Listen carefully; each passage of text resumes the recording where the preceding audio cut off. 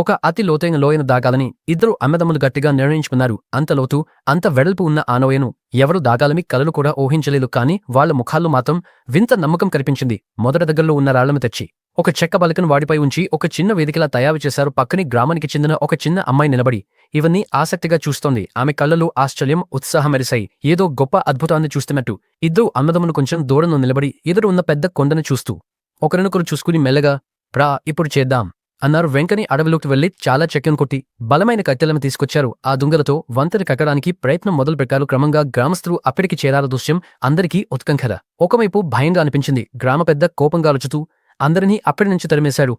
వాళ్ళు ప్రాణాలతో ఆడుకుంటున్నారు. ఇది పిచ్చి పని అని అతడు నమ్మాడు. అయినా ఆ ఇద్దరు అన్నదమ్ములు వెనకడుగు వేయలేదు. ఒక పెద్ద రాయిని ఎత్తుకుని లోయలోకి విసిరేశారు. ఆ భారీ దెబ్బకు వంతెనొక వైపు కొంచెం పైకి లేచింది. కానీ అది సరుకునేదు. ఇంకా మద్దతు కావాలి. అలా ఒక రాత్రి ఆకాశంలో నల్ల మేఘాలు కమ్ముకున్నాయి. గట్టిగా గాలులు వీచాయి. మెరుపులు మెరిశాయి. భయంకరమైన తుఫాన్ మొదలైంది. గ్రామస్తులంతా ఇళ్లలో దాక్కున్నారు. అదే క్షణాన్ని ఇద్దరు అన్నదమ్ములు ఎదురు చూస్తున్నారు. వంతెనకు కట్టిన గుడ్డముడులను విప్పేశారు. బలమైన గాలులు ఆ గుడ్డను ఎగరేసి వంతెనను పైకి లేపాయి. అది చూసిన చిన్న అమ్మాయి కళ్ళలో వెలుగు పెరిగింది. ఒక వీరగాతం చూస్తున్నట్టు ఉత్సాహంగా చూసింది. అన్నదమ్ములు తమ బ్యాగులను బిడిగా కట్టుకుని వంతెనపై పరిగెత్తారు. అంతలోనే ఒక మెలుపు వంతెనపై పడింది. చెక్క గుడ్డ మంటల్లో చిక్కుకున్నాయి. వంతెన దాటడం మరింత ప్రమాదకరమైంది.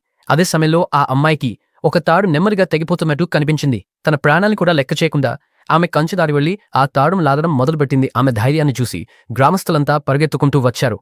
అందరూ కలిసి తాడును లాదారు. వంతెన కొంచెం స్థిరపడింది. గ్రామ పెద్ద హృదయం కరిగిపోయి అతడు వచ్చి వాళ్లతో పాటు తాడు లాగారు. వంతెన మరోవైపున చిన్న అన్న వేగంగా పైగెత్తి పెద్ద దూకుడుతో అవతలికి చేరుకున్నాడు. కాని పెద్ద అన్నజాయి వంతెనకు వేలాడుతూ మిగిలిపోయాడు. చిన్న అన్న అతడిని చేరేందుకు ప్రయత్నించాడు.